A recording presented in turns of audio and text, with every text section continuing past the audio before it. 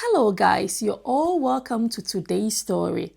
It's about love, commitment, and the challenges of maintaining a relationship across the continent. This story talks about how deeply personal our experiences can be, especially when it comes to love and the expectations that comes with it.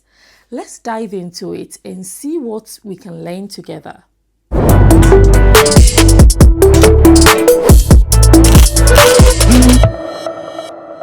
Yetina, I live in Ghana and my boyfriend resides in the UK. We met through a mutual friend in December, and by January he had proposed to me. Despite the romantic connection, I made it clear from the beginning that I wanted to wait until marriage to be intimate. He respected my decision, but his attempts to be closer were persistent. He tried to be intimate with me 3 times during his visit, and I declined each time. After he returned to UK, we maintained a strong connection, often speaking on the phone. During this period, I got to know his roommate, who is also a Ghanaian. He often emphasized on how much my boyfriend loved me and urged me not to let him down. We developed a friendly rapport, and I appreciated his perspective on my relationship. As my boyfriend's next visit to Ghana approached, his friend called me to discuss our situation. He expressed concern that I was holding back intimacy and encouraged me to reconsider, insisting that my boyfriend was honest and would not take me for granted. I listened but stood firm in my beliefs, responding with laughter to his suggestions that I should give my boyfriend a chance. When my boyfriend arrived in Ghana, he again attempted intimacy on the first night we met. I refused. He accused me of misleading his friend, claiming I had promised to be intimate. In an effort to resolve the issue, he called his friend and put him on the line. Despite his friend's attempt to persuade me, I remained steadfast, emphasizing my desire for security and the right way to approach our relationship. Over the course of the month he spent in Ghana, we met daily, but I consistently refused to be intimate. While he was patient at times, there were comments when he tried to pressure me into compliance. I stood my ground, prioritizing my principles.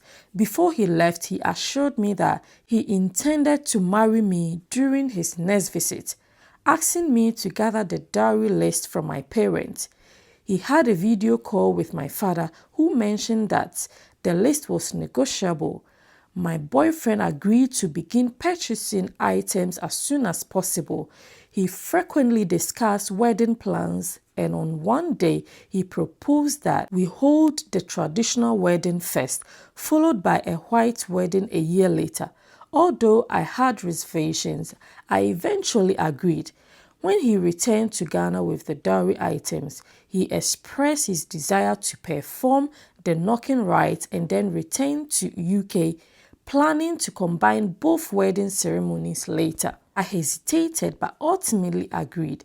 He performed the knocking rite on the Friday, and the next day he asked me to stay with him for the remainder of the visit. I agreed but made it clear that I would not engage in intimacy, insisting that the knocking rite was just the first step towards marriage.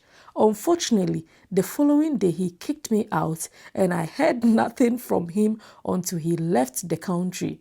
His friend later called, expressing frustration with me for my stance and warning that my boyfriend was reconsidering the marriage. I asked his friend to facilitate a conversation. When I spoke with my boyfriend, he expressed doubt about my intentions, suggesting that I was hiding something that I would only reveal after marriage. In an attempt to prove my sincerity, I sent him nude photos, believing that transparency would alleviate his concerns. However, now he has put forth an ultimatum. If I do not agree to intimacy during his next visit, there will be no marriage. I find myself at a crossroads. While I understand his perspective and the doubts that might arise in a long-distance relationship, I also feel uncomfortable with his desperation. It leads me to question whether he has ulterior motives. Should I compromise my values to secure his commitment, or is it wiser to let this relationship go? The fear of investing emotionally only to end up without a marriage looms large. I would greatly appreciate any insight or advice from you and your viewers on how to go through this challenging situation. Thank you.